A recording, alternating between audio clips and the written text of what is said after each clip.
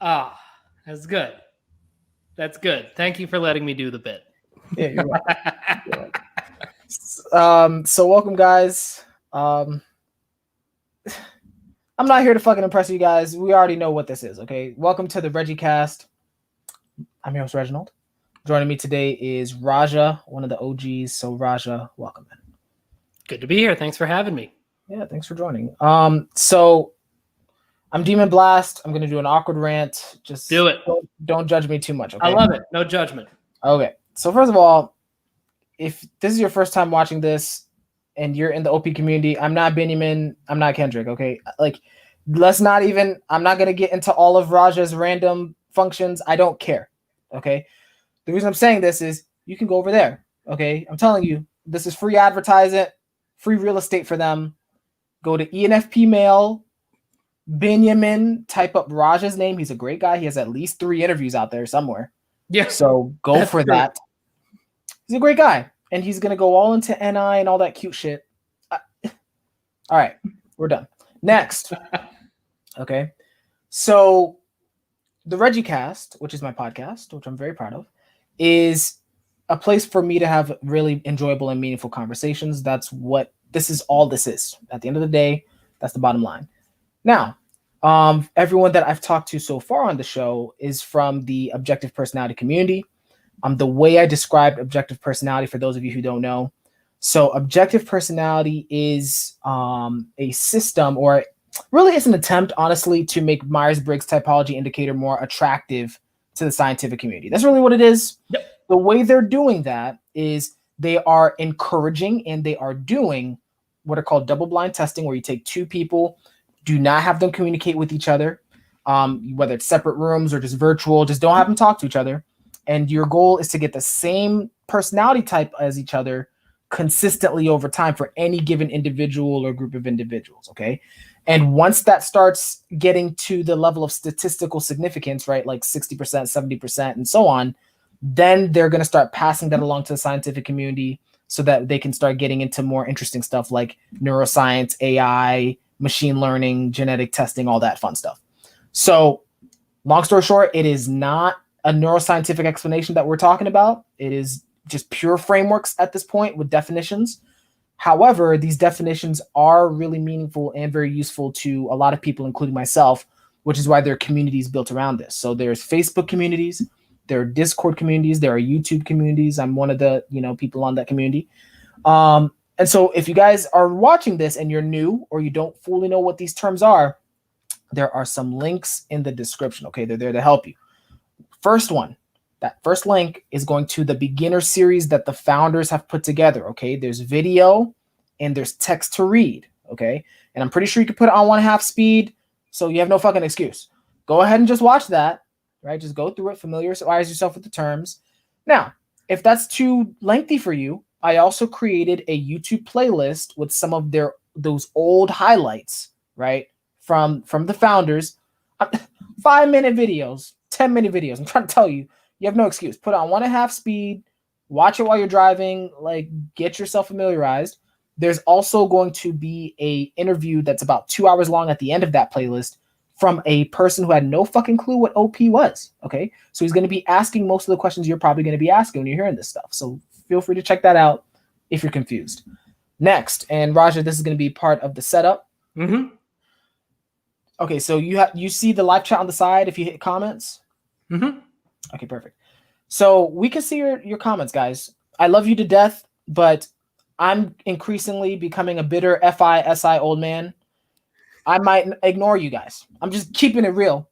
My priority is to have a meaningful conversation. So you're causing chaos. If you're talking bullshit, I might not read it. However, Raja might be nice enough to read it. And so if there's something that's relevant to the conversation, we'll put it up on the screen like so. Okay. And then we'll kind of check that out, right? And we'll just talk about it. But the priority is to have a meaningful conversation. So shout out to Gray again. She actually has an episode as well if you want to check that out. Finally, you already know what the shit is. You can still catch these hands professionally from shirtless Sephiroth, okay? I was bodying people right before playing Raja, okay? That's my escape. if you guys are in the OP class, that's my consume escape. Okay, I don't do any sleep processing. I just body people online with shirtless Sephiroth. Okay, that's my escape time. That's not fun for you. Okay, I'm not sorry. Okay, you don't. Okay, if you want to get bodied and if you want to get your booty whooped, okay, feel free. I have my friend code for my Nintendo Switch profile in my about section of my YouTube channel. Don't be a stranger. Message me so we can coordinate a time in the SI to get your booty whooped. Okay, it's okay. It's all right. Shirtless Sephiroth.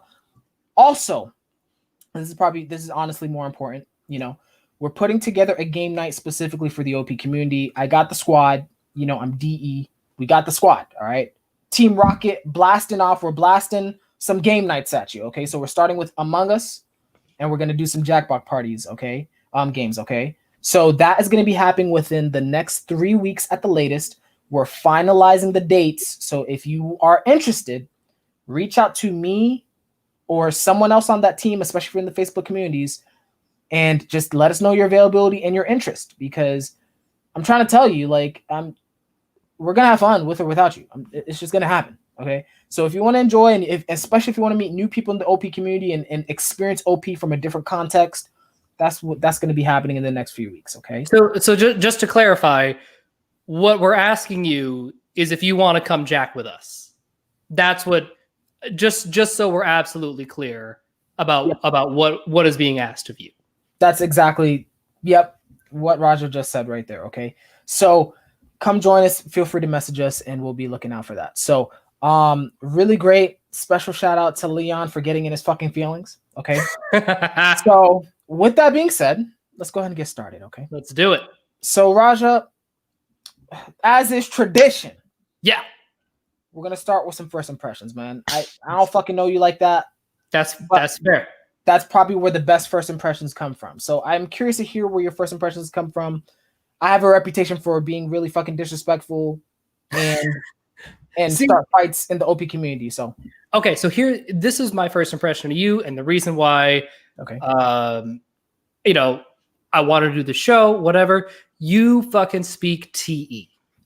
Okay. Like, that is so clear to me. We can disagree on everything, have totally different worldviews. If you speak TE, like, I'll fuck with you. Oh, okay. Right? And the other thing that I like about you is that my other first impression of you was you at least know to take your SI seriously. I try. Right. And that's the thing. Listen, man, we're all just fucking trying. That's all we're doing. Right? I remember when you tried to set this up, you were super clear about the sensory, about getting things organized, getting like, you know, like, let's set up a time. Let's do this thing. You know, I want to have a pre-interview. I want to make sure that there is some structure to this. And I was like, this is a person who is at least trying to do his fucking demons. I appreciate that. Thank you. Thank you. I appreciate that. You're welcome. You're welcome. Now, my first impressions of you were fucking disrespectful. Like, I don't know. Like, I have too much TE. I wish I had like an FE. I wish Rose were here. Rose is like trying to coach me through FE right now. You know, I wish I were her right now, but like, sure. I think I told you my first impressions when we first talked, and it was awkward because it was just uncomfortable, right? Right. So my first impressions, guys, and this is with the greatest respect because the impression has changed. Okay. Good. But I thought he was fucking weird. I'm sorry. That's fair. I was fair. What the fuck is this? Like, I think I watched like maybe one episode of Objectively Typed and skimmed through a few more, and I'm like, this is a weird energy. You know what I'm saying? Yeah. Now, I think in interacting with you, I think honestly, what I was reacting to so strongly is your play is very fascinating to me. Yeah. You have a very distinct energy. You have a very distinct like movement style and very distinct communication style. Yeah. And then also I think one of the things that is fascinating about you is you actually seem to enjoy being in the spotlight, right? I think you even told me that. Yeah. Right. So that is, it's a very interesting juxtaposition because for me it's uncomfortable. Like I like attention just like everybody, but like sure. just your level of comfort being fully yourself, I think, on camera was very fascinating, because I think a lot of the times people tailor their what do you call it, first, like their tailor their impression, impression management, whatever. There's a whole whatever. One thing that I realized very, very quickly, and again, this is sort of, I grew up acting, I grew up performing and everything. So I've always been, in addition to being an actor, I grew up in a household where we always watched the Oscars, and my mom reads Us Weekly and People. And so I was always aware of how celebrity culture worked from an audience perspective.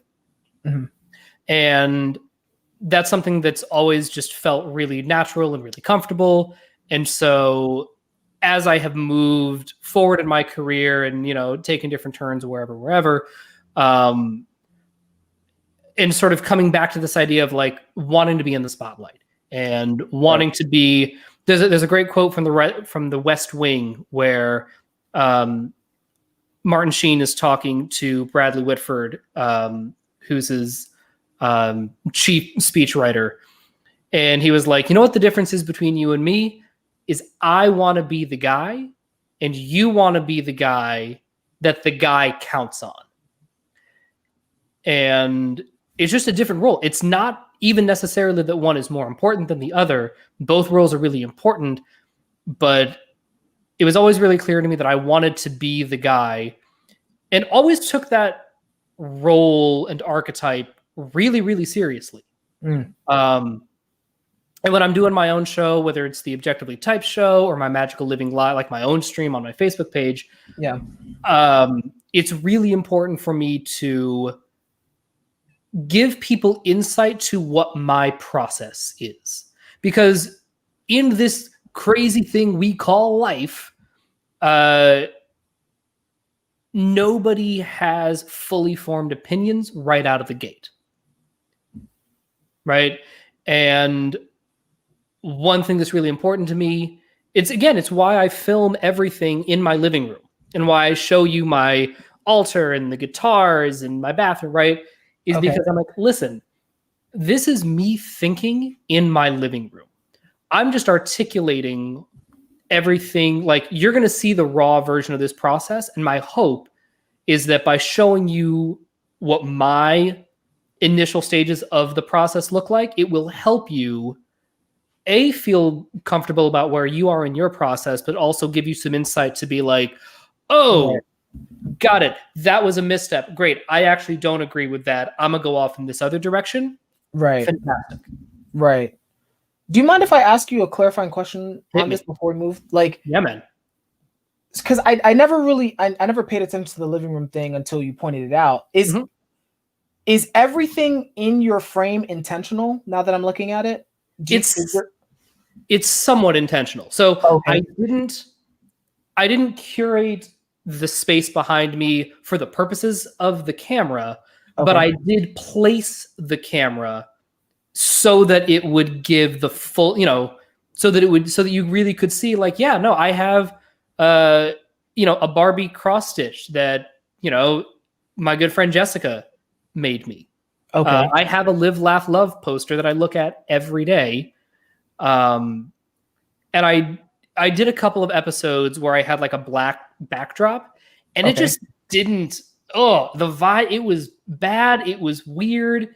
It didn't feel interesting or organic. And, I think about that scene from Wayne's World when, they get picked up and they're this cable access show and they're doing the thing from the basement. And then they go to California or wherever, and they see the recreated set in like a soundstage, and they're like, that's our living room, but it's not our living room. And, it's sort of this commentary on like the way things get polished. But what made me think of that is Wayne's World, again, in the conceit of the realm, right? It was cool because it's just two guys in their fucking basement. Okay. That's it. And seeing the basement and seeing the visual. And, I love watching interviews during the pandemic right now unlike Seth Meyers and Colbert and Jimmy Kimmel, because you're seeing celebrities just fucking in their homes. Like, I don't know. I think it's so cool and so humanizing, and it really reminds me when I'm not in front of a black backdrop that like it's a nice reminder to my FI that like it matters, and that being polished all the time and looking professional is very, very different from what it was maybe 10 or 15 years ago. Okay, interesting. I have never related to that shit. Like, fair. I even when I was trained to, right? Like, I was like, there was once a period of time where like I went through this. I'm pretty sure the person had NI, where it's like they would talk about your environment. Like, they were more intentional about it than I mean, you have kind of something that you're trying to remind yourself of, but like for them it was like, you know, if you want power, put like a lion here and put these images and all this. That feels like just FE bullshit to me. I think he has NI and FE somewhere. Like, sure, you know, I get that, but like I think the NI and the SE combination, they're always looking at their environment as this source of meaning. Meanwhile, back here, I want as little shit as possible. Like, it's very intentional that like I'm at a wall with like these kind of subdued colors. Other than the fact that I like just like this chair, like it's looks like a great chair. I don't want to be distracted like by anything. So it's like it's fascinating that you have them like more in the background. Yeah. That might be like an SISE thing or something. I think it might be, and it's something that I never really thought about or realized was interesting or whatever until I started to just record a bunch of videos. And I was, you know, the pandemic hit, and I was like, I got nothing to do, and I just started recording shit a lot. And I tried a bunch of different locations, and for whatever reason, this just, I don't know, for whatever reason, like this just felt right. It's got some nice depth to it. It doesn't look like just a flat wall behind me. And I was like, I don't know why, but for whatever reason, this is really clicking with me. Yeah. But I do think that there is an SE component to it for sure. Yeah. Really cool. Okay, really good.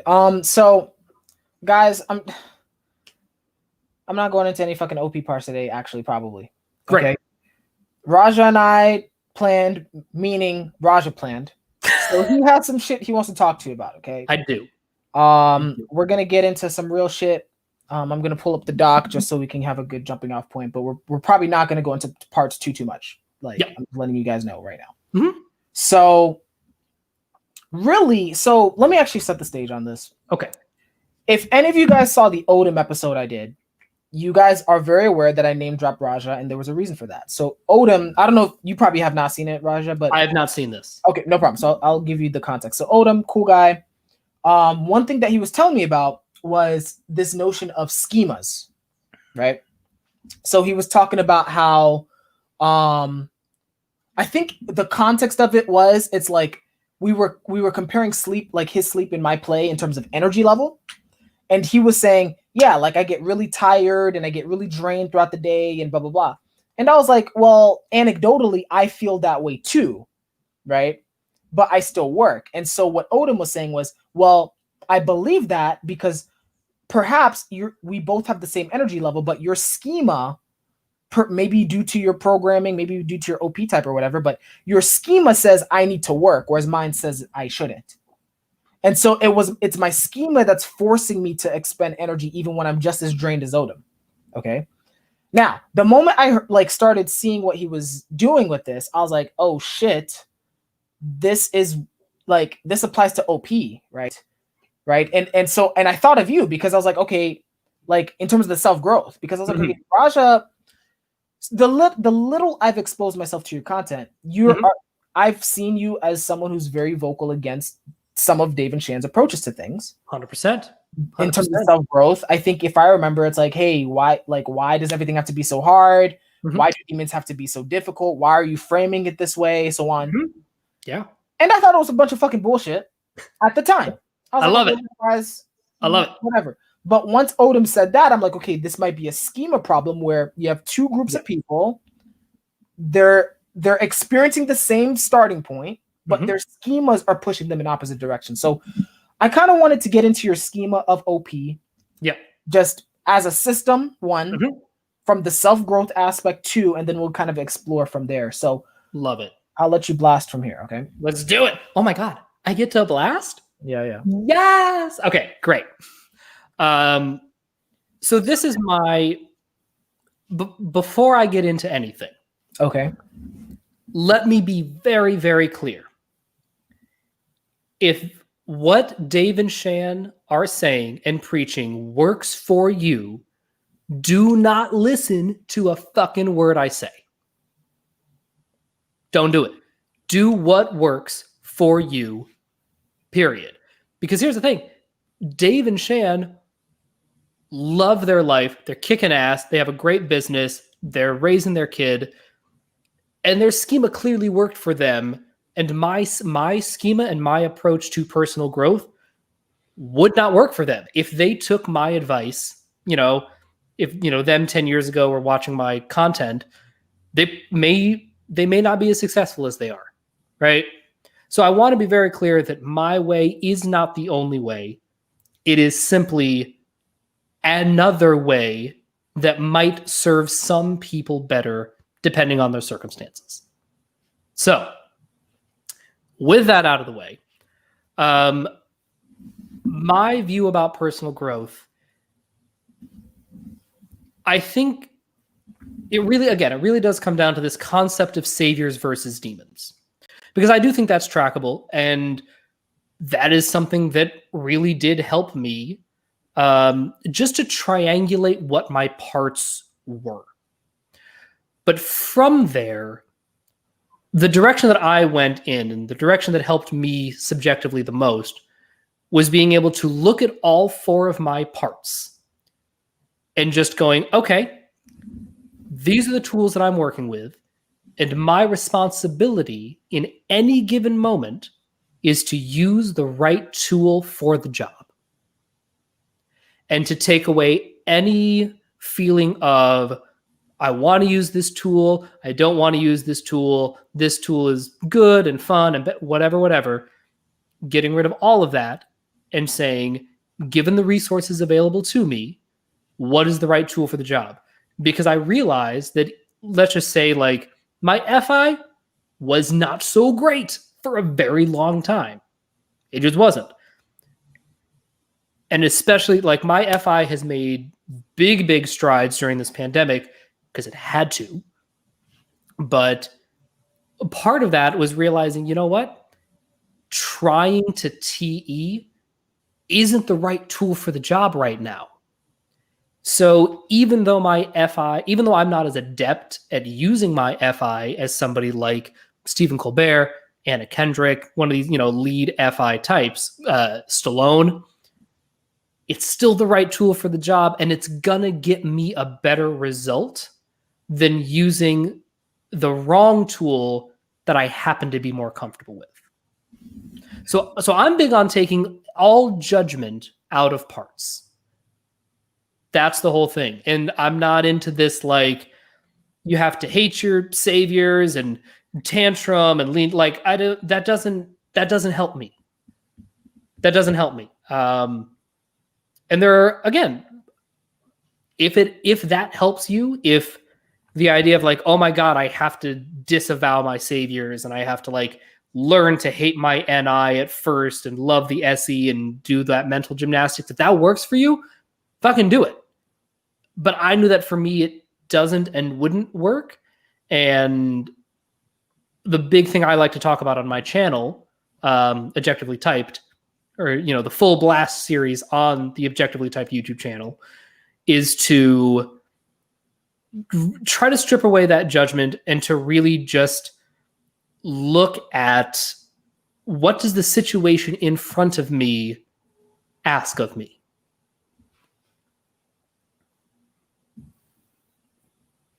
Yeah. It's fascinating. Like, and I think for me, maybe I'm reading too much into it, but it's like, no. that would be the right answer for you, actually. Mm-hmm. Like, yeah, what is the situation in the sensory asking you to prioritize? Which of these tools that's SEFI right there. Yeah, totally. Yeah, but the way you're going about it is there's none of that weird energy that we've talked about in prep. Yeah, that we talked about. And I think that again, this is me subjectively. I feel like I hit the fucking lottery when it comes to the 512 types. Okay. Like, I would not change my type for anything. I wouldn't change a single coin, nothing. I fucking love my type.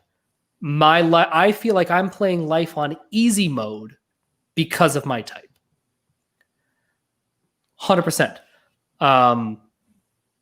Because I'm a glass lizard, my last function is double activated, and my last animal is attached to my first function. So let me just to refresh, right?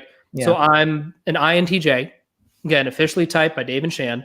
Yeah. INTJ, blast, play, consume, sleep last.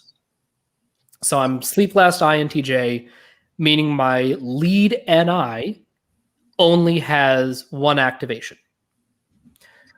So what this means is that it is really, really hard for me to go all in on any one function or animal. I'm always going to have something like pulling at the back of my shirt, being like, you can't run off that cliff, right?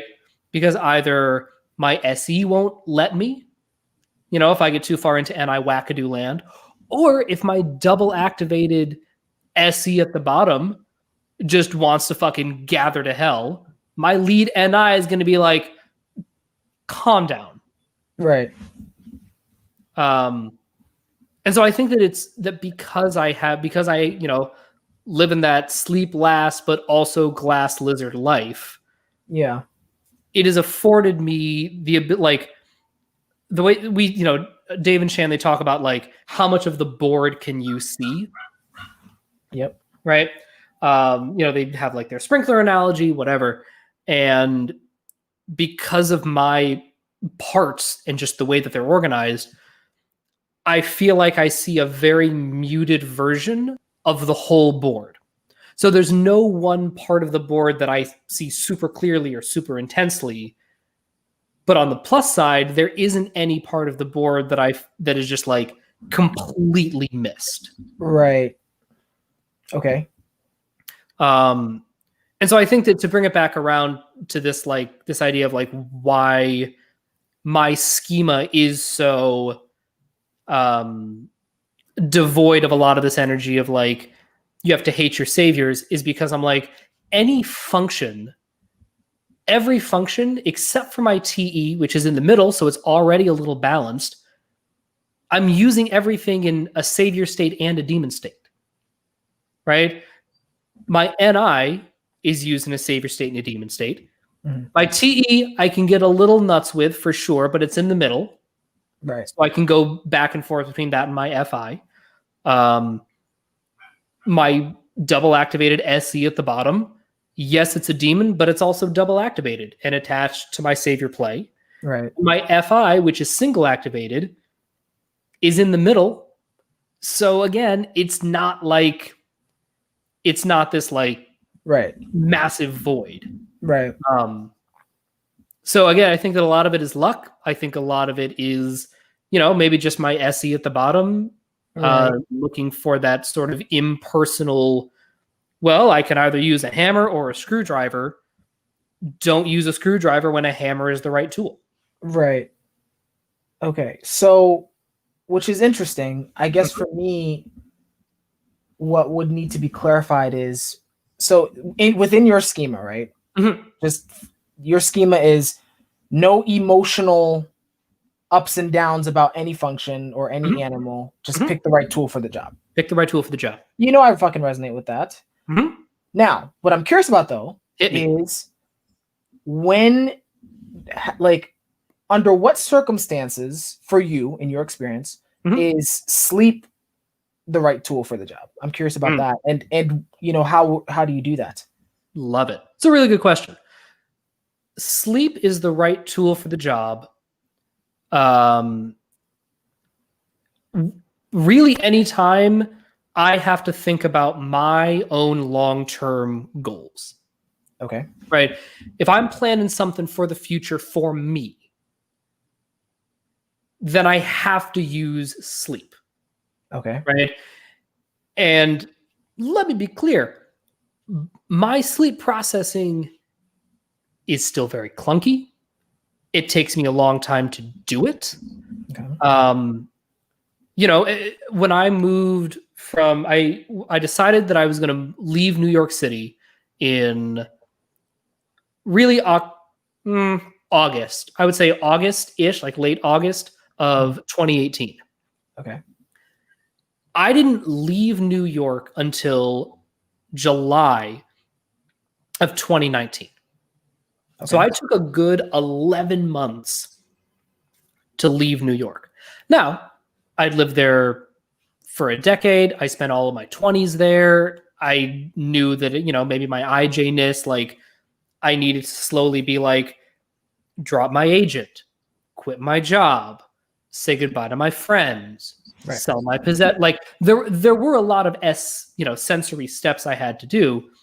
But a lot of that was like, listen, my NIFI doesn't know where it's going. It doesn't have instant access to that. Like, what do I want for me long term? Right. Mm-hmm. And so I needed to take 11 months to just like block out the world and just work on that shit. Yeah. And, a lot of that is, was setting up partitions and being able to go, okay, I feel a lot of sensory chaos beating down my door. I feel a lot of tribe members shouting at me, telling me what to do. And so I was like, okay, well, if I need to do this sleep processing, which I know is important because that's the right tool for the job, I need to set up, I need to like stop talking to people who are constantly trying to tell me what to do. Yeah. Right. And that's part of the sleep work, I guess. But really, again, for me as a sleep last, it's just knowing that this shit's going to take longer for me than it would someone like Stallone, right? Who has lead FINI sleep. Like he'd be like, oh yeah, no, I know what I want to do. I know where I'm going. And he just fucking does it. Right? I don't have that. I don't have that muscle that strong. Okay. Are you able to identify when you haven't been using that tool? Like, are you able to see when the tidal waves are starting to build up for you? 100%. Okay. 100%. The ones that I can't see. So I would say that I have one, like the tidal waves that I get are like 10 years in the making. And it's the things like it grows so slowly. Yeah. That it's impossible to track on like a day-to-day basis, even if you're checking in. Right? Like, for me, so like drinking. So I am very close to being 5 years sober. Okay. But I drank for a decade. I've been drinking, I basically drank pretty heavily with 1 year of sobriety in the middle. Basically from ages 19 to 29. Right. But my alcoholism built up so slowly that it wasn't that even when I was trying to check in and I was like, let me check my blind spots. Let me look over the past 3 months. Let me see how much worse this has gotten. It just hadn't. And I was like, I'm looking at the data in front of me. I'm trying to make these connections. Okay. What I've learned now is to be like, if I'm like, this has gotten slightly worse, I've just learned to look back further. Right. And say like, oh, I'm feeling some kind of way about something. I think this might be a problem. I think this might be an issue. I now know to just gather more data because the data I need is further back than I think it should be. Yeah. Right. But as far as, I remember, I don't know if they said this in a while, but I remember in the beginning they were talking about like everybody has like every year or two one big massive tidal wave that takes them out, and I don't really have that, because I'll get 70% of the way to rock bottom, whether it's going all in on my TE or my NR or whatever the fuck, and then I'll be like, ooh, hang on a second, I'm getting close to this 70% mark. Maybe I should back off.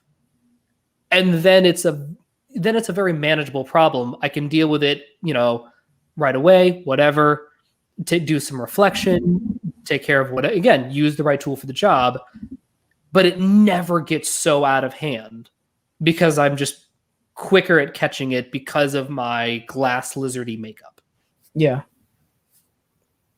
Really good. Interesting. I think the looking back farther in the past is probably really important because I've been trying to do a little bit of it lately, but don't trust my fucking shit. Like, you know what I'm saying? Like, sleep processing is fucking annoying, guys.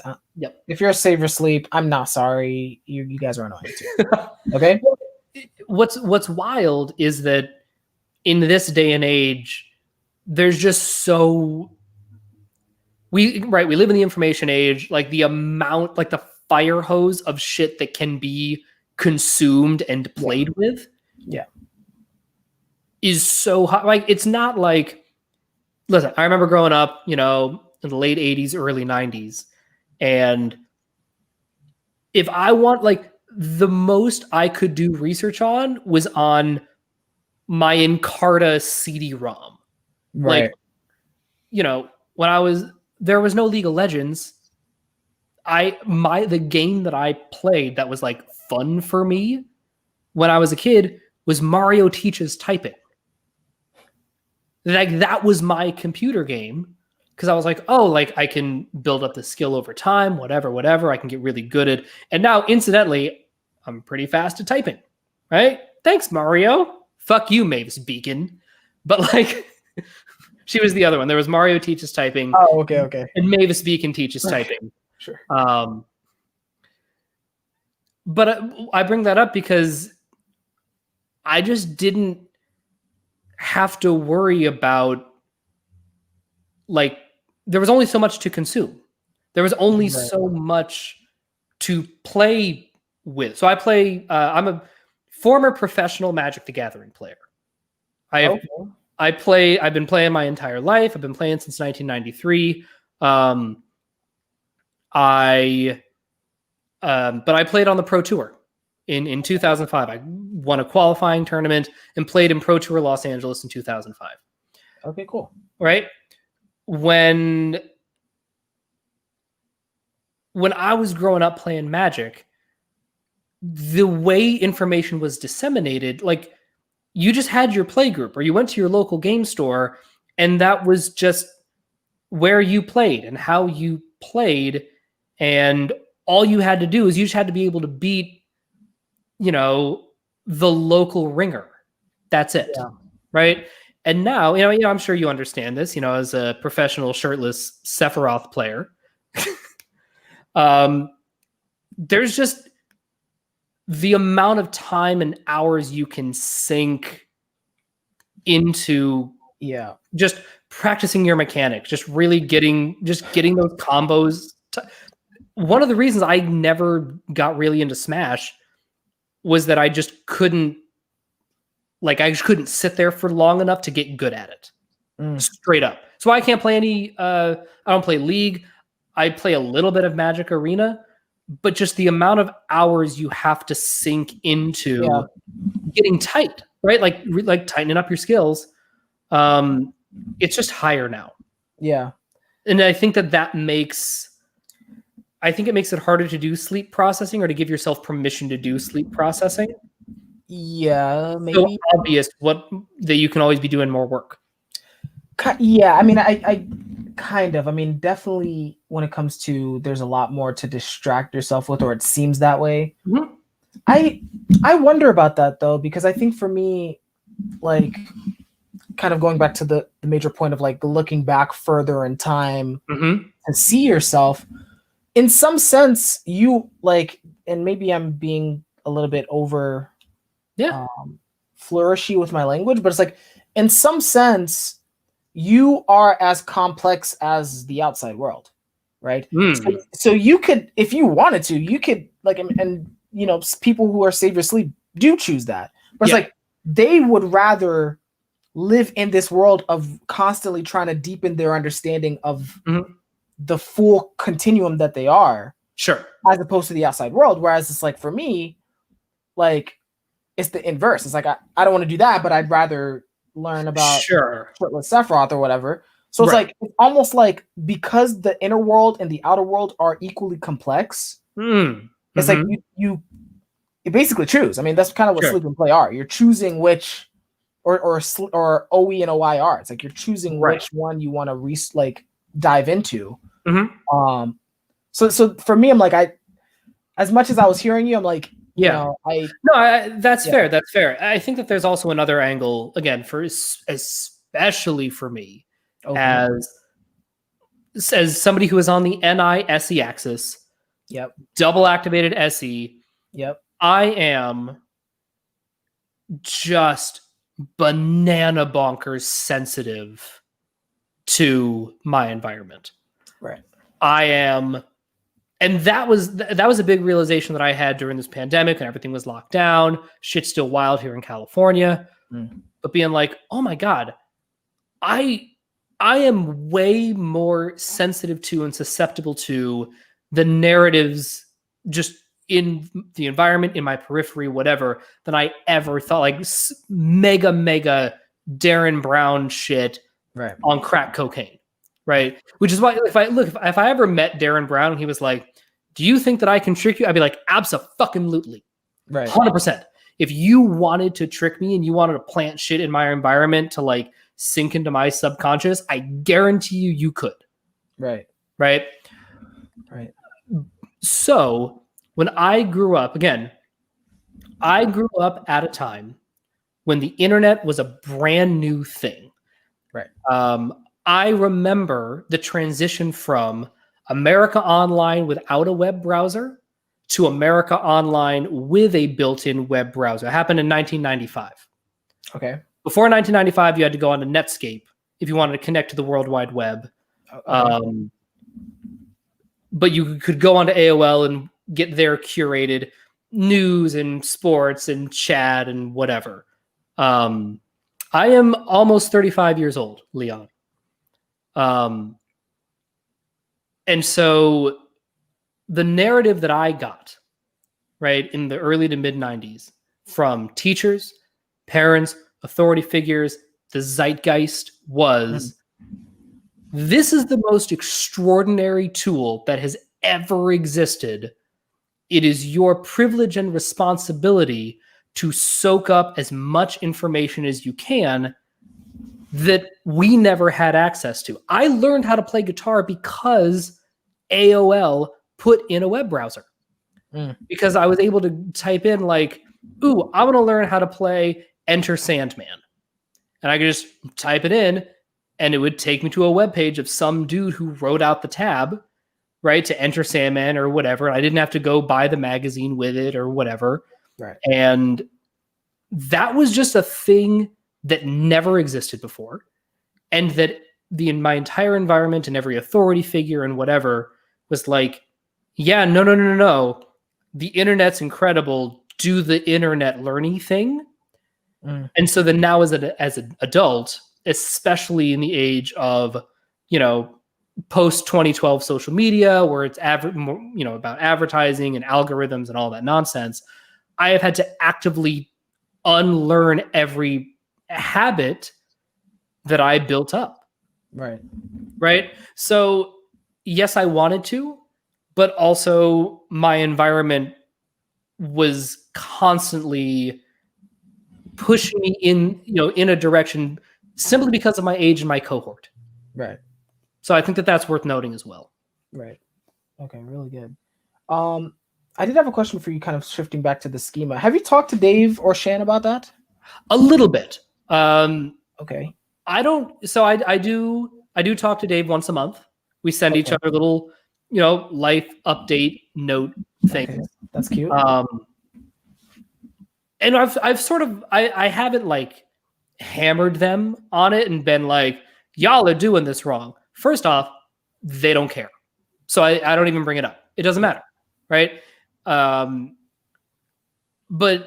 what every month I'm like, this is what I've been working on. These are the couple of realizations I had. This is me working on my sleep processing. And I think that over time, they've sort of, been able to see like, whatever he's doing is working for him. And it's not a thing that we debate or go back and forth about. And our relationship is very much like, oh yeah, he's my internet buddy. And as soon as the quarantine lifts and we can travel again, we're totally going to have a long lunch and just shoot the shit. And it's going to be great. Interesting. Yeah. I keep forgetting like they're in their 40s, right? So yeah, that neuroplasticity is fucking done. I don't care what people say. I'm an old man when it comes to that. They're done. Okay, it's over. All right, they're not changing their fucking worldview for anyone in this chat. Yeah, and here's the thing: I don't expect them to. I don't want them to. And here's the thing: to their credit, I remember right in the beginning, I think they had released maybe 10 or so classes. This was again before they had built up like the archive of them. And started to record them, a couple months out. But somebody wrote to them, they're like, so you've typed a lot of white men. And the person who commented, they approached from, again, very respectful. They're like, this is an observation that is very, like, there's a very clear void in your data set. And they're like, I'd love to see, people of color. I'd love to see, more women get typed and to sort of, see that. And they're like, holy shit, you're absolutely right. That is a blind spot. That is a bias. And ever since then, they have gotten so good about getting a really diverse. I mean, if you look at the class doc, it's legitimately really diverse. Like, fucking credit where it's due. So like that's the sort of thing where they did make a change, and it wasn't because nobody was asking them to change their worldview, because they do and did believe in diversity and representation and fair, DE fairsies. Like they really do believe that. Right. And so asking them to make this kind of change wasn't an imposition. And they're like, oh my God, yes, in order to, be authentic, this is a thing we need to be more aware of. And now it's second nature to them. Right. But as soon as people are like, you need to swear less, or you need to, the one that always gets me that I've just like accepted at this point is like, they're never going to be info dominant. Yeah. Like straight up. That is never going to happen. Yeah. And so to expect that of them, it's a waste of energy. It's kind of naive. And I think that it's something that anybody in this community just needs to decide for themselves. Are you cool with the founders being energy dominant? And if the answer is no, that is completely fine. Yeah. I do not begrudge anybody who's like, I don't want to be a part of a culture, of a system, of learning a game where the founders make me feel like they're keeping information from me. That's completely legitimate. And I kind of agree. But you have to recognize that that's not going to change. Bitching about it to them isn't going to change it. Bitching about it on the Facebook group isn't going to change it. You either just need to accept it or fucking go away, because you're not winning. Yeah. And that's actually a perfect segue because I kind of wanted you to talk a little bit more about that. So See how I did that? See how I did that? yeah, you're doing great. You're doing great. It's almost like you planned it.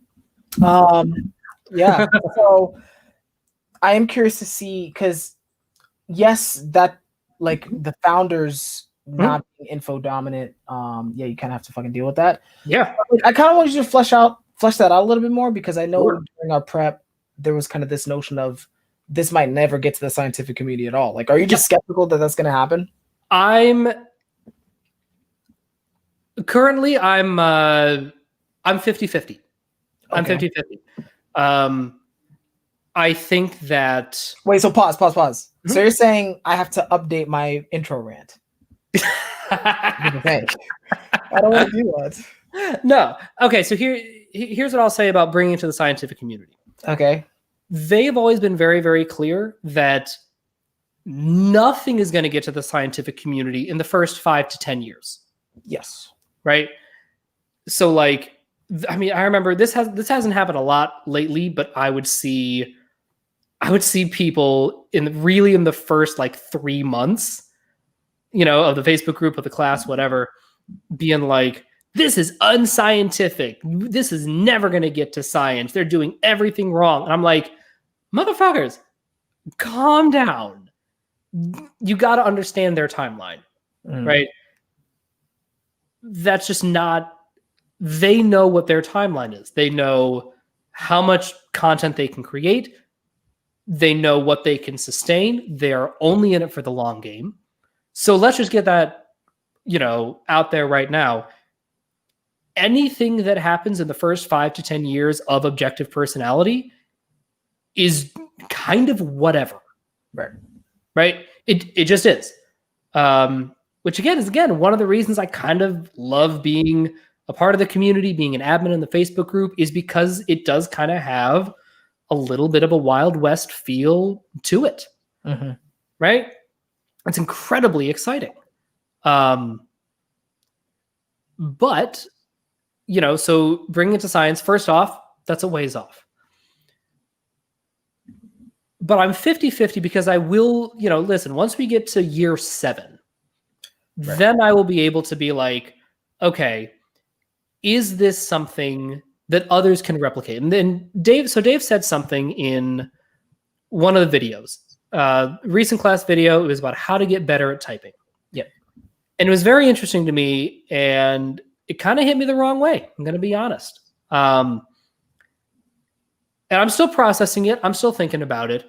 But he talked about how to really get good at typing, you have to have the ego death in order to be good at typing. Yeah, I wanted to talk to you about this shit. Okay. And I was like, oh, hey, Savannah, what's up? Sorry, I'm engaging with the chat. Engaging with the chat. Thanks for the look at the shades. That's a Jessica. Okay, this is fucked up. So that look right there in Savannah's profile picture, right? Yep. Check that shit out. Lock that in your brain. Yep. If you're watching this later, I want you to pause this video and then go look at the Zero Dark 30 trailer.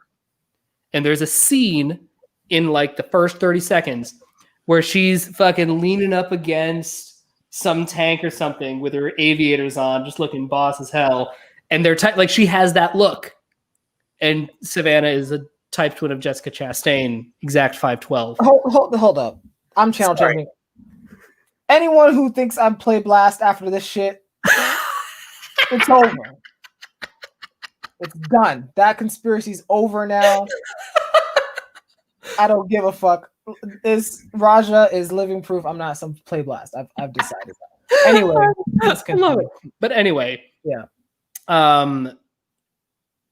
We're talking about ego death, and we're talking about, and I saw that and I was like, I don't know. Because here's the thing.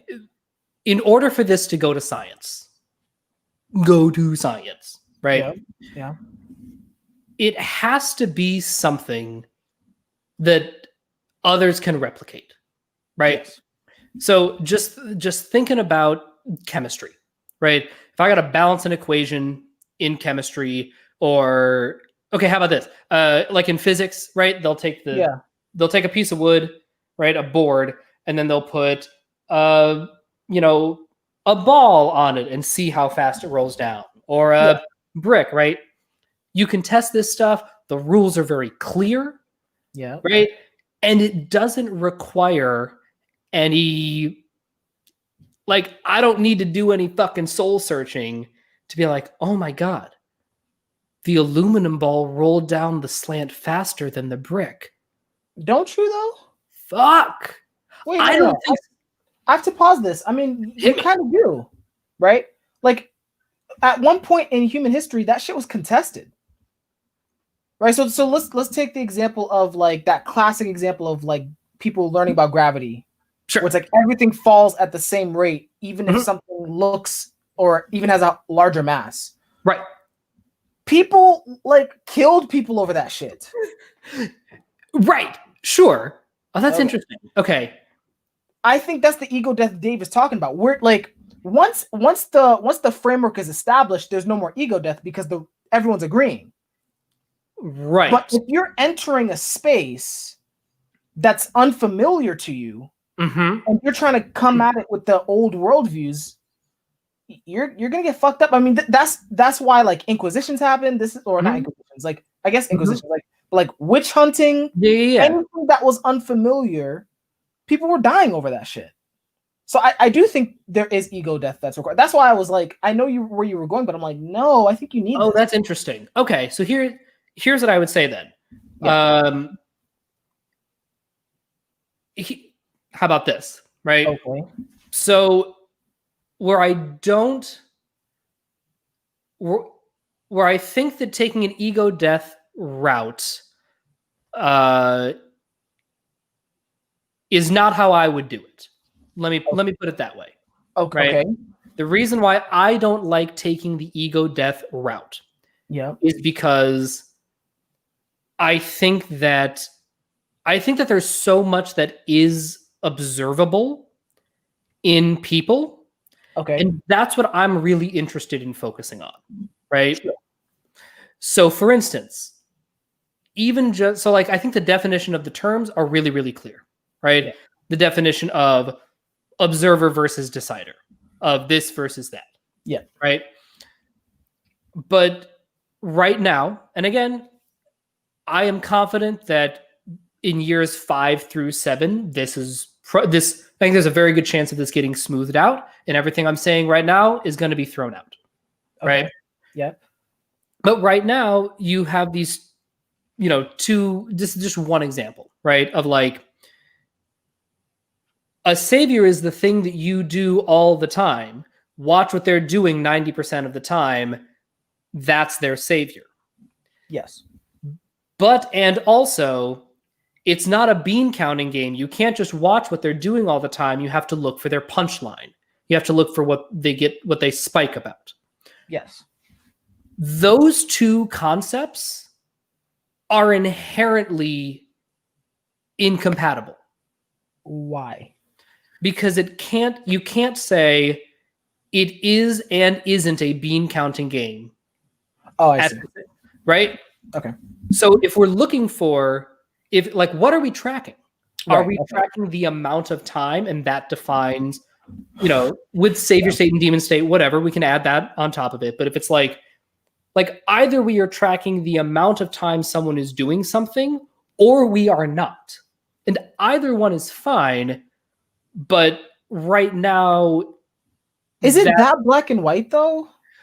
I think that in order, again, for it to get to science, right? Okay. I think that it has to become more black and white than it is now. Okay. Right? Yes. Right? Yeah. Let me also say, the current very subjective version of objective personality is fucking great. Yeah. I think it works.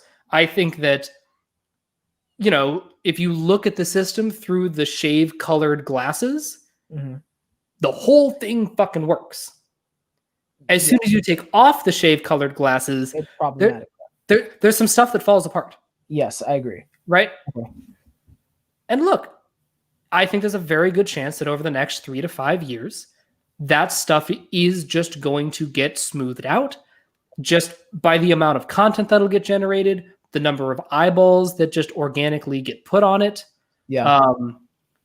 But right now, I think that, and again, they admit all of this. Like, I'm not putting anybody on, like, if you ask them, they will freely admit, they're like, oh yeah, no, our process is not nearly as objective as we want it to be, or that it needs to be. Our goal is just to fucking try to start doing something. Exactly. Right.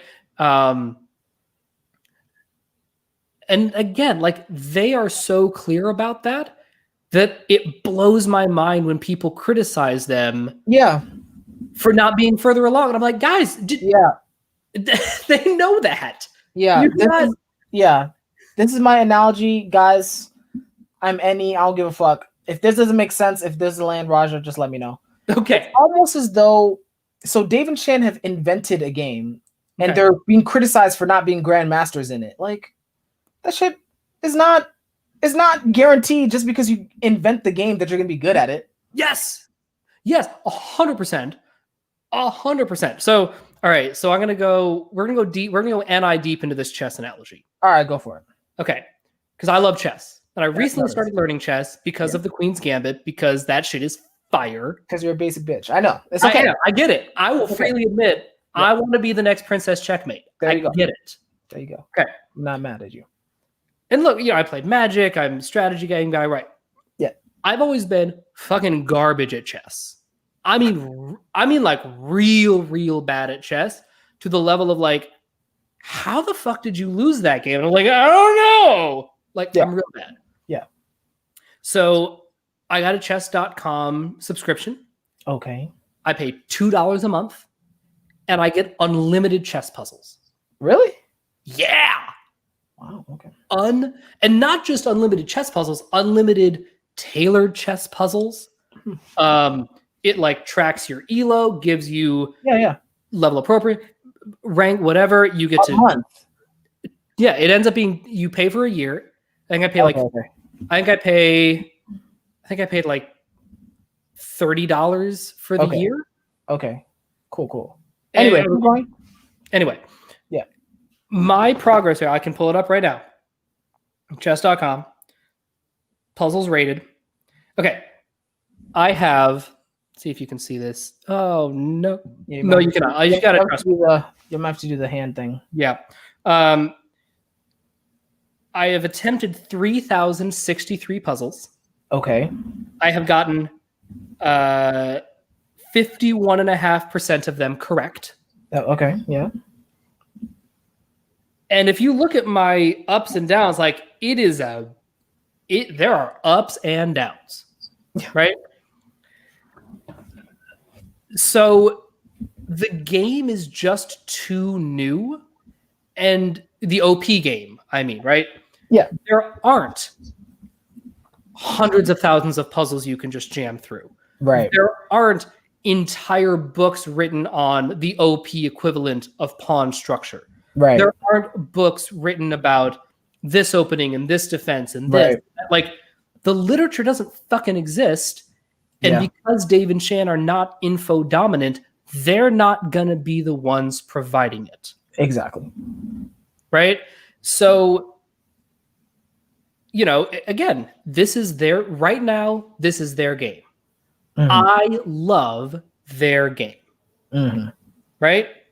And my hope and belief is that in the next 3 to 5 years, their game will get enough scrutiny, enough eyeballs, enough people looking at it and poking holes in it to be able to, like, crack the game, right? And be like, there's going to be the OP equivalent of Rui Lopez. Right. Like, this is the stock opening. Right. Or, King's pawn, develop the knight, bishop attacks. Exactly. Right? There's no equivalence of that in OP right now. Yeah. Right? And I think it'll get there. I think it has the potential to get there. But that shit takes time. Yeah. Oh, it takes time and courage, right? Mm-hmm. Like you need people to maybe this is my saviors, who fucking knows, but like whether it's the game of chess or any domain, it's like you need people to write those books. It's not just the inventors of chess. Right. You don't wait for the inventor of chess to tell you everything. That's really good. Yeah. You know? No, for sure. And here's the thing. Listen, I got a whole video series. I'm making a bunch of videos. I could be wrong. Like right. my book of OP knowledge and approach could become invalid. Yeah. Right? If it is, I would be delighted to throw out everything I know. Like if somebody can come in and be like, no. Based on these definition of terms and how the pieces move, this is the optimal opening sequence. You go boom, then boom, then boom. And from there, you will have 3 parts locked in solid. I'd be like, oh shit. Okay. That's the opening. That's how you know. Yeah. Yeah. But yeah, I do think it's a ways away, but I think to the degree that maybe this is again my bias, to the degree that the community is fixated on, the inventors of chess know everything. Sure. The game is going to develop a lot slower. You need people to like this is 100% my saviors at this point. Yeah. You need people to experiment. Yeah. And try new ways to beat the game. You're still playing the game. That's where we're on the same page. Yes. It's like you need people to do those unconventional openings in chess. You need those people to throw out some shit that people are like, whoa, how would that ever work? Right. And it works. Right. Or how about this? We need people to throw out unconventional shit that doesn't work so that we can actually break that down and be like, okay, why doesn't, again, use another chess analogy, right? Why shouldn't you advance a pawn in front of a rook? Like, why shouldn't that be an opening move? Right? Yeah, that's a good question. Yeah. Right? Somebody fucking tried it. Yeah. And then you do that opening a bunch of times. You sort of see what works and what doesn't. You're like, oh no, you just have to control the center. Right. But we're not at that stage yet. Like we don't know that whatever the OP version of control the center is. We have some ideas. We're getting there, right? And over time, with just more and more content as they get more confident and more, sharp at being like ESTJ, ESFP. Yes, Mila Kunis and Vanessa Hudgens, they both have the animatronics of an ESFP. That's INTJ with masculine sensory. That's INTJ with feminine sensory. Like once they get more adept at just like bullseyeing it, then we in the community can go, okay, I now have 50 of Raja's type twins. Yes. Right? Compared to 50 AOCs. And then you can see like the ways in which Raja is or isn't, similar or different. Ooh, what did you think of Dave's improved list from the class today? I'm gonna be honest, I have not watched today's class. So I have not watched the question. What the hell? What kind of channel change is that? I kind of want to hang on a second, see if I can. Is the improved list? Is there a new? Yeah, I don't remember the improved list. The class was better in quality, though. I will say that it actually felt like a class. Oh, light, nice, yeah. Okay, here we go. Here's the list. All right. Oh, okay. Is she the most introverted or extroverted person ever? Do you have to shake her to talk? Meaning, is she blast last? Right. Is she talk about people doing they, me, you, fairness, hurtful, which would be decider? Yeah. Is she talking about things, events, timelines, concepts, anxiety, paranoia, observer? Yeah. Is she constantly factoring in everyone else's point of view? Or is she trying to be a better person so the tribe can follow? Okay. Right? That's pretty fucking good. Yo, okay. See, this is what the fuck I'm talking about. this is the kind of list that will develop and get more refined over time, because we can track things, events, timelines, concepts, anxiety, paranoia. Great. Right. That's a checklist, right? People doing they, me, you, fairness, hurtful. Okay, that is a kind of checklist.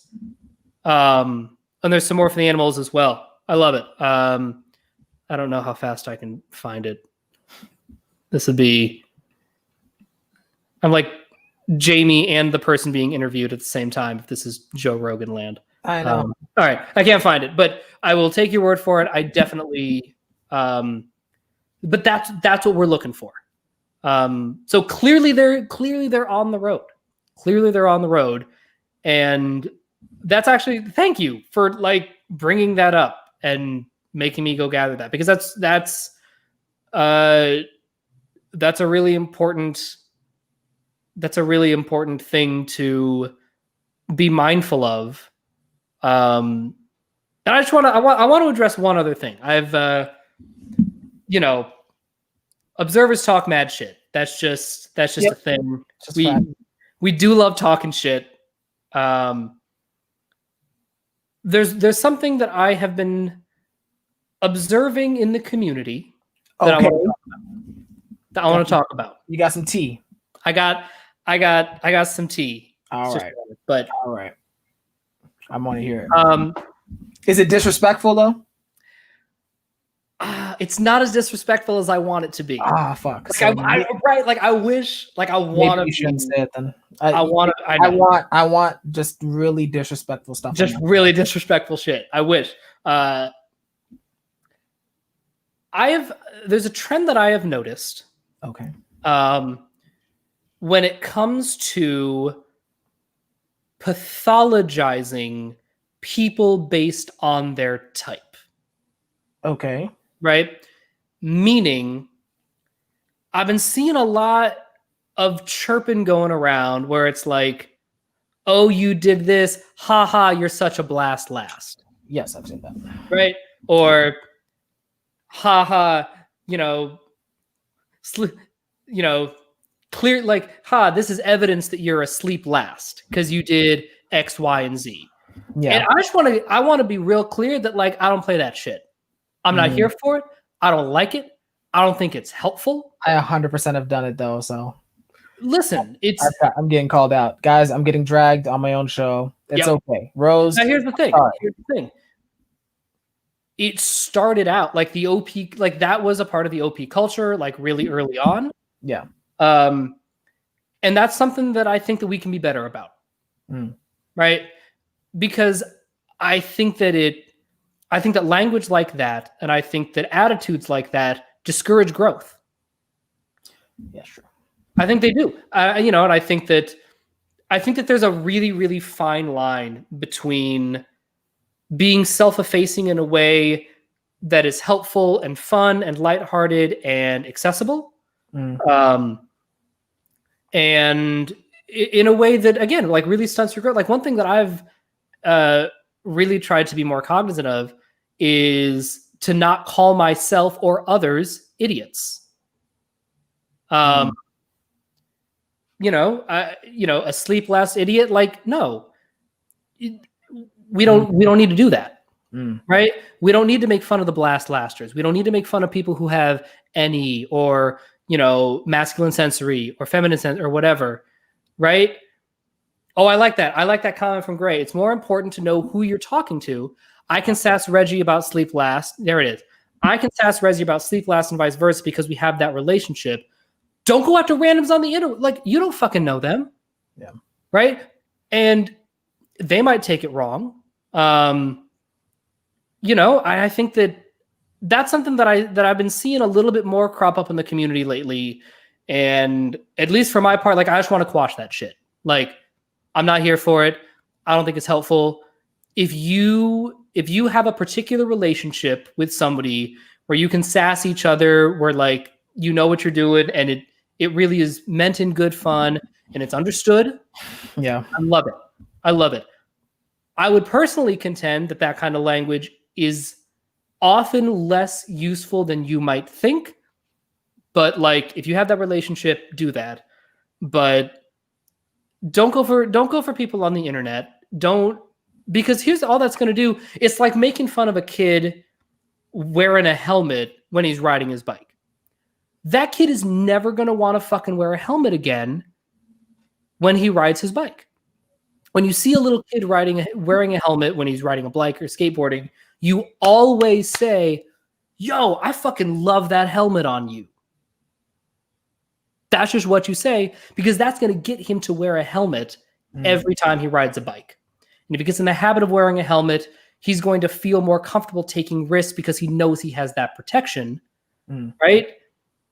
And I think that it's important to bring that attitude into OP as well, and to be like, oh man, that's some nice sleep that you're doing. Like, for instance, Reggie, that blast you did at the beginning was fucking great. I appreciate that. I'm telling you, it really was, for somebody who, you're not blast last, but it is demon blast. It is something you've had to work at. And I thought it was fucking great. I got nothing bad to say about that. If you fall asleep outside when it's raining, do I have wet dreams? What the fuck? Here's the thing, though. I jerk off so much. I haven't had a wet dream since I was like 16, because I just take care of my business so I can have a good night's sleep. Okay. Well, listen, he brought it up. I wasn't going to talk about you don't follow. No, that's not wise. I'm gonna have a follow-up episode of Leon to squash this personally, because now this is becoming a personal problem. Leon, you can't just randomly change the vibe like that. It's masculine. We were on a trajectory with that. I love it. I love it. Oh my god. I love it. Also, Anyway. you know what? While we're in the mood for talking shit. Yeah, go for it. While we're in the mood for talking shit. Apparently there's a rumor going around. Uh-oh, here we go. There's a rumor going around. You know where I'm going with this. No, I don't. Okay. So there's a rumor going around that I bullied. Oh, I told you that rumor. Yeah, that's what I said. You know where I'm going with it. There's a rumor going around that I bullied Dave into making me officially masculine sensory. Yeah. Even though I am actually feminine sensory. Yep. Okay. Listen, I know my type. Oh my god. I know I have masculine sensory. Yeah. I know that in my heart. Dave and I have had many a conversation about this. This is not up for debate. Okay. But I bring this up because I'm cool, because I can take it. Okay. Right? If you want to come for me and you think I'm feminine sensory, blah, blah, blah, whatever, that's fine. I can take it. There are a number of people who can personally attest to just how masculine SE I really am. That's all I'm going to say. So I know that. But my concern is that when you come for other people who aren't as entrenched in the community, who don't have that little admin badge next to their name in the Facebook group, you're not helping. You're not helping. And I think that it is really important that we just be more cognizant of what we put out into the world when it comes to objective personality, when it comes to people's identity, when it comes to their type and their wiring and whatever shit they might be working through. Like, just think a little bit. Just ask yourself, is what I'm about to say going to help this person? Right? Is it going to give them clarity or insight into their type, into my type? Right? Let's open this up to a conversation. Right? And so, again, as this community grows and as the Facebook group and the Discord and the whatever the fuck grows, here again, I think that we now have a responsibility as a growing group with so many voices coming into the conversation. There's so much more content being made. Your show, my show. There's so much out there that this is not. Look, when I joined the Facebook group, there were 240 people in it. Wow. When I joined the Facebook group, there were no admins. It was just Klaus being like, I want to start a Facebook group. And they're like, great, call it the unofficial Facebook group so that we don't have anything to fucking do with it. And now we have over 2,000 people in there, right? The class members group has, I think, almost 1,000. Yeah. Right? This is not, we're not a little teeny tiny insignificant corner of the internet. We're out here doing shit. People listen to you when you talk, whether you want them to or not. Yeah.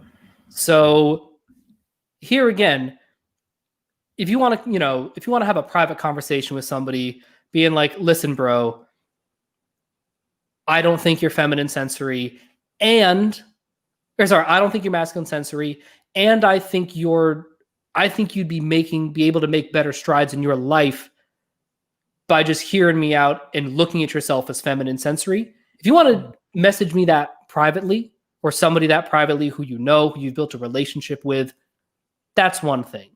But,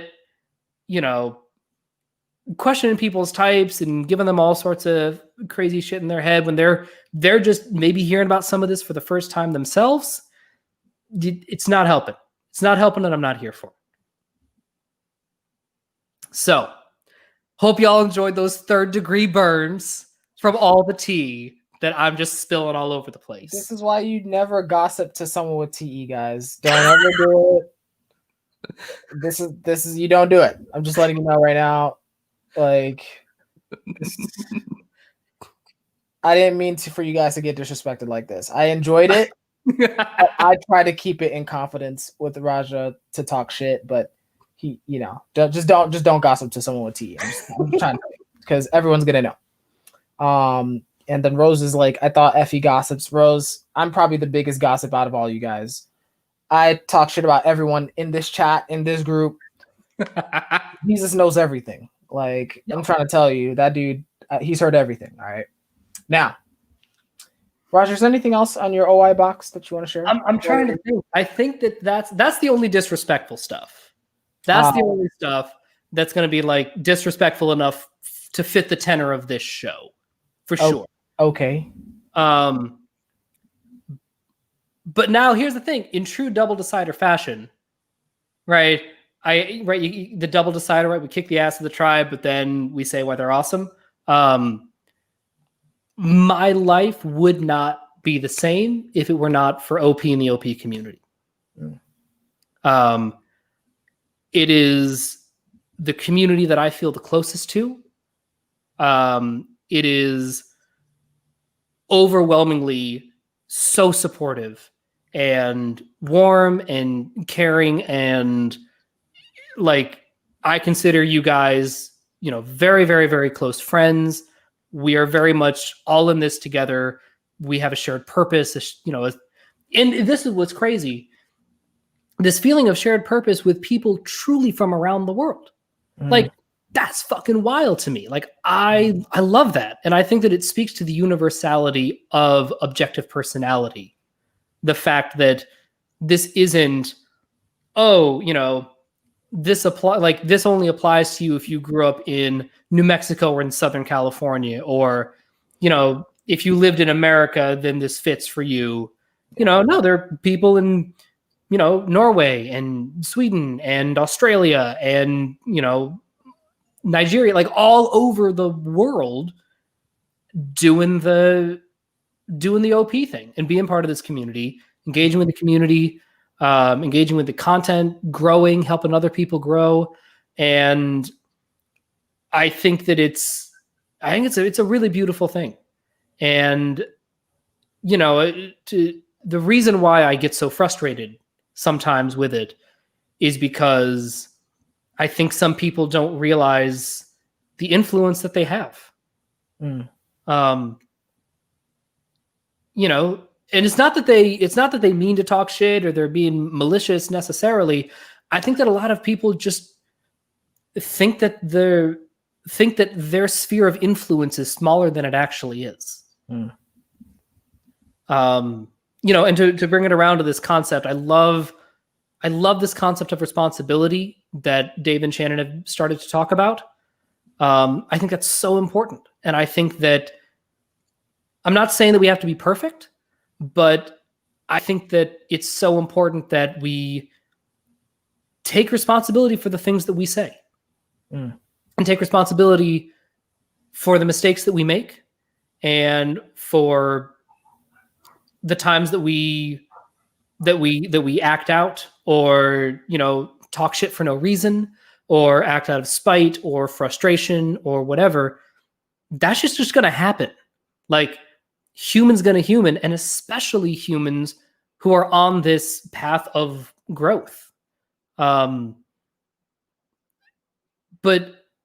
the more that we can choose to take responsibility and choose to say, no, you know what?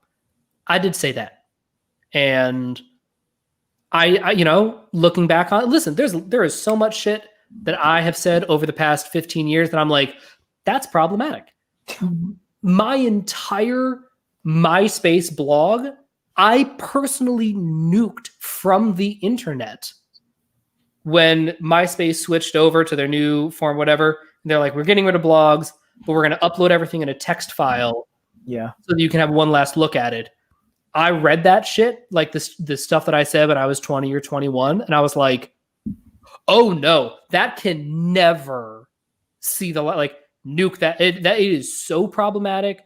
And it's just like page after page of just like misogynistic, like borderline Elliot Rodgers shit. Like, it's really bad, some of the stuff that I put in there. And I'm like, okay, that's not me anymore.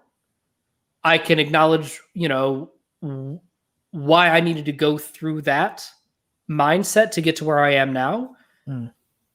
I'm not pretending I didn't say it, but I'm also not leaning into it, right? I'm taking responsibility for it and being like, that was a stepping stone. We can put that behind me. And, you know, again, now that I'm older, I'm in my 30s. It's gotten a lot easier to be able to sort of think in the moment and go, you know what? Yeah, this is important tea to spill. Or go, you know what? I don't think now is the time or place. Right. And I think that just comes with age. It's something that takes practice. It's a muscle unto itself.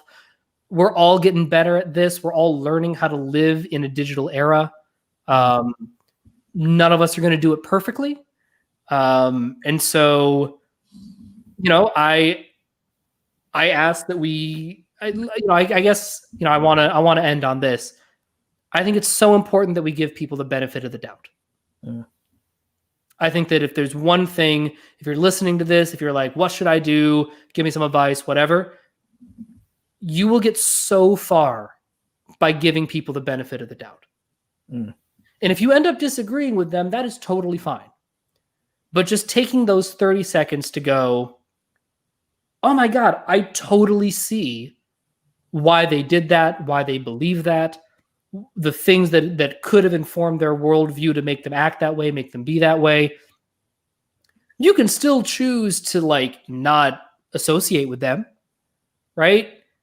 But you're not going to be holding on to this weird anger about why they're not fitting into some version. Like, you're going to avoid all of that by just being like, okay, let's assume he's right. Let's assume she's right. What would, like, again, that Byron Katie do the work?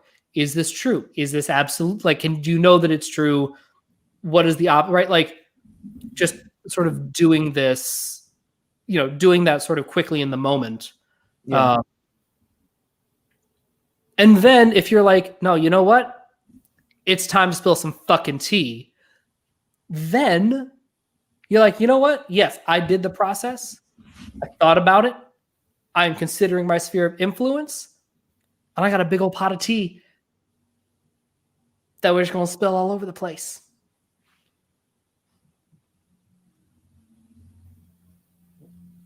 Okay, really good. Do you want that to be your I know you're blast. I think I want that to be the closer. I think want that to be the closer. Okay, good. Okay. Guys, it's really good to have someone on blast on my show. I'm trying to tell you, you guys should all be blast just to make my life fucking easier. Okay? I'm just trying to say, like, so let's just close up. Raja, really appreciate it. I'm letting you guys know now. I'm about to do the same. This is what blast is. I'm gonna say the same shit I said at the beginning. Okay. So if you're one of those type of people who don't want to hear it, you're not gonna hurt my feelings. Just jump out. This is more so for the people who skip around and didn't even listen to the intro. Okay, so I gotta say the same shit. Okay, it's okay. But jump out. You're not hurting my feelings too much. It's okay. So first of all, Raja is a great guy. If you heard at least 1% of it, you skip whoever. I need a name for you guys. The people who skip around. We didn't talk about fucking functions that much. Did you fucking notice that? Did you hear any fucking Benjamin talk out here? I love Benjamin to death, but that's why there's other interviews, okay? Yep. Go put Raja. You see how you spell that name right there? Type that in and put in ENFP male or Benjamin, okay? Something. You'll get all of that intricate detail that you're really looking for, okay? I'm not the guy, all right? I'm probably never going to be the guy, okay? Start with that. Now, if you didn't get if you're skipping around and you didn't get fucking the terminology, you know, to a lesser degree because we didn't get too much into the functions, but if there's terms in there that you missed, there's some links in the description to help you, okay? Just, 5-minute videos, put it on 1.5 speed. There's no excuse, all right? Now, I'm still going to try and help you guys. You're annoying because you skip around, but I'm going to try and help. I have a project where I'm putting timestamps eventually on all my videos. It's very exhausting. So what I'm doing is I'm going from most viewed to least viewed, all right? Right now, I'm on Rose's episode. Rose got hella views, okay? So she deserves it. But, if you want Raja's to get the timestamps, this is your incentive, and this is going to make me feel good. Watch it a lot. I don't give a fuck. Go ahead and watch it. Recommend it to your friends so that it can get some timestamps if that's really important to you. Otherwise, you just have to suffer. Okay, it's not. I don't give a fuck. All right, but the timestamps are coming out eventually for all the episodes. Okay. Next, you can still catch these hands with shirtless Sephiroth. Okay. Who did I body the other day? I bodied several people in the OP community the other day. This is very factual, okay? This is sensory proof that I'm not playing with you, okay? You can ask them. My friend code is in my about page, okay? Don't be scared, okay? If you want to get your booty whooped, go ahead and just send me a message. We'll coordinate a time in the SI to get your booty whooped. It's okay, all right? Shirtless Sephiroth, you're going to get bodied. You're going to get edge guarded. You're going to get disrespected, okay? But it's okay. Sometimes people like that. There's a community, for you, okay? I'm going to be honest. My fetish is getting edge guarded. No, sorry. Edged. That's a different thing. Sorry. My bad. Please continue. No, edge guarded. No, that's correct.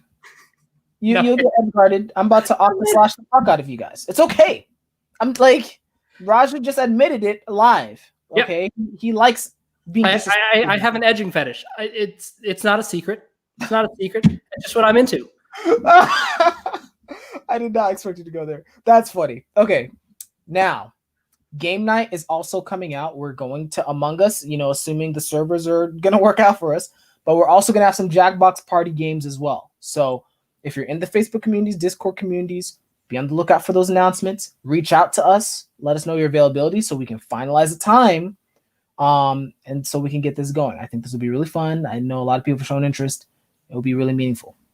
And then finally, I don't give a fuck about thumbs downs, guys. Like, this is not the type of, I'm not a blaster. I'm sorry. I don't give a shit. You can thumbs down this and tell everyone this is the worst show on earth. I don't care. Okay. However, if you did like it, put a thumbs up just so I can see the feedback. Because to be fair, if I get 50 thumbs down for 1 thumbs up, all right, there's a problem. Yep. Right? So just give me just that accurate feedback. Leave a comment. I do read all my comments. And if you like this type of content, feel free to subscribe so you can get the notifications, okay? The next episode is going to be a sleep processing episode, as is tradition. But after that, there's several other guests coming out that I think you guys are going to want to see, okay? So other than that, that should be it. I'm done. I'm in a demon state. I'm fucking over it, okay? Love it. So Raja, really appreciate it. Everyone in the live chat, really appreciate your participation. Thanks for coming out. This was so much fun. Reginald, thank you so much for having me on. I had a really good time. Yeah, no problem. So guys, take care, and I'll see you on the next one. See you guys.